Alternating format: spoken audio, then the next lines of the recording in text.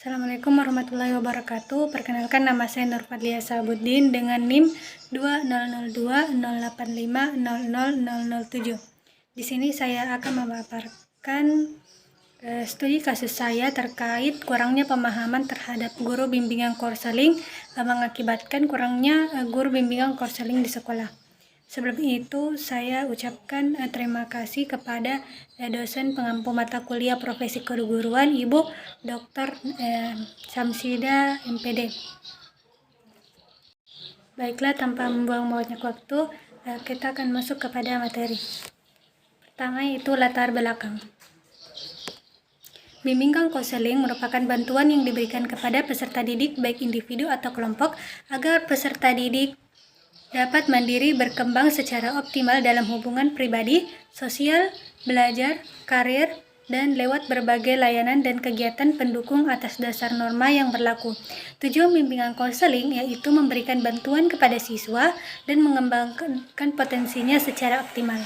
Pelayanan bimbingan konseling di sekolah sangat diperlukan karena setiap siswa di sekolah dapat dipastikan memiliki masalah baik masalah pribadi maupun masalah dalam belajar. Dan setiap masalah yang dihadapi masing-masing siswa sudah pasti berbeda.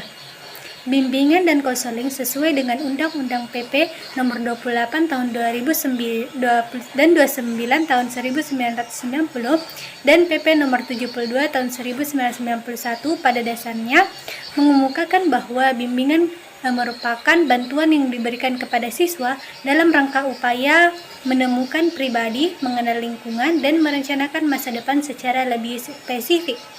Surat Keputusan Menteri Pendidikan dan Kebudayaan Nomor 025/0/1995 mengungkapkan bahwa bimbingan dan konseling adalah pelayanan bantuan untuk peserta didik, baik secara perorangan maupun kelompok, agar mampu mandiri dan berkembang secara optimal dalam bidang pribadi, bimbingan sosial, bimbingan belajar, dan bimbingan karir melalui berbagai jenis layanan dan kegiatan pendukung berdasarkan norma-norma yang berlaku. Selanjutnya, bagian masalah. Berdasarkan data dari salah satu lembaga survei, dapat diketahui bahwa di Indonesia sendiri terdapat 27.205 SLTA di seluruh Indonesia. Namun demikian, secara keseluruhan Indonesia masih kekurangan 92.720 guru BK untuk jenjang SLTP dan STLTA di seluruh Indonesia. Berdasarkan sedikit data ini saja dapat diketahui bahwa tidak semua sekolah di Indonesia memiliki guru bimbingan konseling. Bahkan kalaupun sudah ada guru bimbingan konselingnya, masih banyak sekolah yang rasio guru bimbingan konselingnya itu tidak sebanding dengan jumlah peserta didiknya. Sebagai gambaran rasio normal untuk guru bimbingan dan konseling, ada peserta didiknya adalah 1 guru bimbingan konseling dan konseling banding 150 sampai dengan 160 peserta didik. Lantas terdapat begitu banyak peserta didik, baik yang berada di SLTP maupun SLTA, yang tidak bisa mendapatkan pelayanan bimbingan dan konseling secara maksimal. Minimnya pemahaman sekolah tentang peran bimbingan konseling adalah kendala kedua yang dirasakan adalah sekolah, yaitu kurang memahami fungsi dan peran BK di sekolah, sehingga terkadang guru BK diposisikan sebagai polisi sekolah. Kondisi ini sangat terasa jika kita mendatangi sekolah dan kepadatan siswa membuat pelanggaran, pasti gurunya memberikan ganjaran adalah guru BK. Posisi guru BK di sekolah sedemikian menyebabkan BK menjadi momok bagi siswa, sehingga tidak terjadi kedekatan seperti yang diharapkan sesuai dengan peran dan fungsi yang sebenarnya. Selanjutnya yaitu bagian rumusan masalah. Penulis sendiri menjadi tertarik untuk mengangkat pembahasan ini karena terdapat banyak pertanyaan yang belum terjawab perihal ini. Salah satunya adalah apa manfaat seorang guru bimbingan konseling di sekolah. Hal ini bisa menjadi salah satu dari banyak variabel yang menyebabkan seorang guru bimbingan dan konseling bisa absen dari suatu sekolah. Lantas, apakah hubungan antara guru BK dan guru BK di sekolah? Selanjutnya yaitu tujuan. Tujuan ditulisnya studi kasus ini adalah agar mengetahui apa peran guru BK di sekolah, apa akibat kurangnya guru BK di sekolah, dan apa solusi untuk mengatasi masalah tersebut.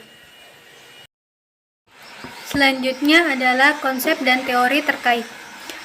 Secara khusus, tujuan dari bimbingan dan konseling di sekolah ialah agar peserta didik dapat yang pertama mengembangkan seluruh potensinya seoptimal mungkin, yang kedua mengatasi masalah memahami dirinya sendiri, yang ketiga mengatasi kesulitan dalam memahami lingkungannya yang meliputi lingkungan sekolah, keluarga, pekerjaan, sosial ekonomi, dan kebudayaan. Yang keempat, mengatasi kesulitan dalam mengidentifikasi dan memecahkan masalahnya.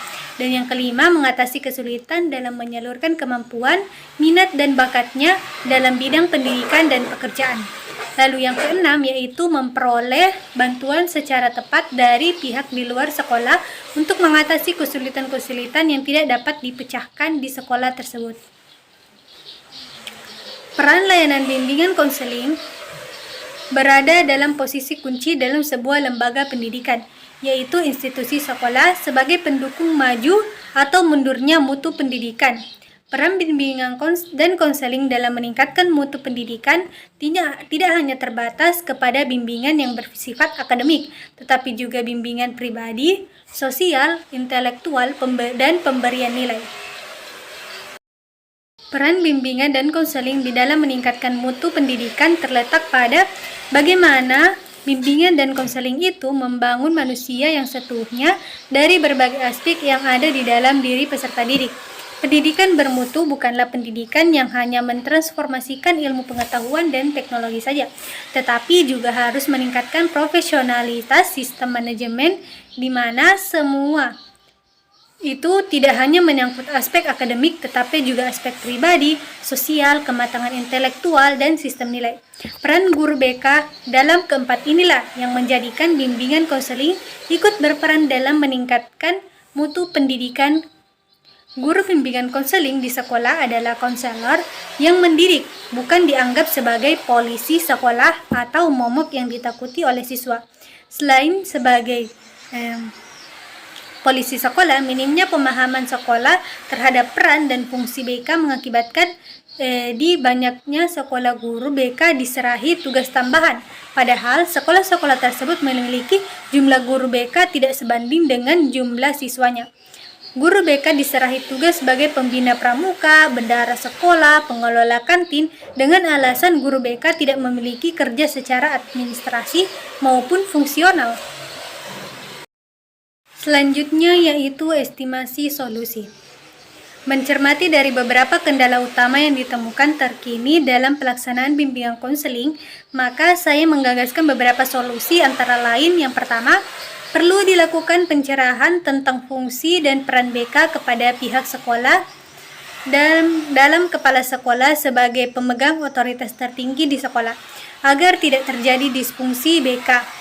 Pencerahan dirasakan perlu untuk memberikan pemahaman tentang kedudukan BK di sekolah dengan alasan bahwa pendidikan di sekolah tidak hanya dilakukan melalui proses pembelajaran oleh guru mata pelajaran dan pelatihan oleh guru praktek, tetapi juga bimbingan dan konseling dilakukan oleh guru BK atau konselor untuk membantu peserta didik mencapai perkembangan yang optimal, termasuk mencari dan menetapkan pilihan serta mengambil keputusan yang mencakup kehidupan pribadi, sosial, belajar, dan perencanaan karir.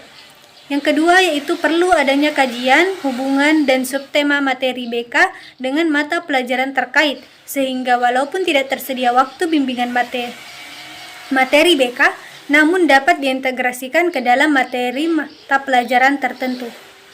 Kemudian yang ketiga yaitu program studi bimbingan dan konseling sebagai lembaga penghasil guru BK perlu melakukan pengkajian terus-menerus terhadap kinerja guru BK sebagai alumni prodi dengan tujuan yang pertama, mendapatkan masukan demi perbaikan layanan prodi terhadap calon guru BK. Yang kedua, membangkitkan kesadaran sekolah tentang pentingnya guru bimbingan dan konseling sebagai proses penunjang pelaksanaan pendidikan di sekolah.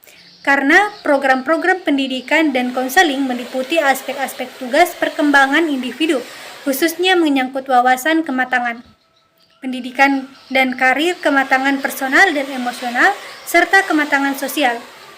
Kemudian yang keempat, perlu adanya sosialisasi terkait fungsi dan peran guru BK di sekolah agar peminat jurusan ini di dunia perkuliahan semakin meningkat, sehingga lulusannya juga meningkat untuk ditempatkan di berbagai sekolah yang kekurangan guru BK. Selanjutnya yaitu kesimpulan. Keberadaan guru bimbingan dan konseling sendiri dipandang sebagai bagian dari suatu sistem pendidikan yang di dalamnya bahkan telah dijelaskan dengan rinci tentang peran konselor atau guru bimbingan dan konseling dalam suatu sistem pendidikan.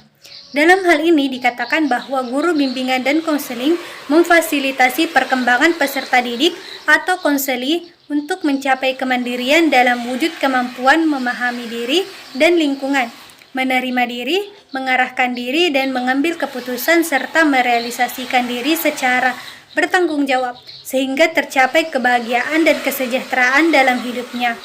Semua penjabaran di atas telah menunjukkan peran serta seorang guru bimbingan dan konseling yang sepatutnya ada di dalam satuan pendidikan. Itulah tadi penjabaran dari saya, lebih dan kurangnya mohon dimaafkan. Wabillahi taufik wal hidayah. Wassalamualaikum warahmatullahi wabarakatuh.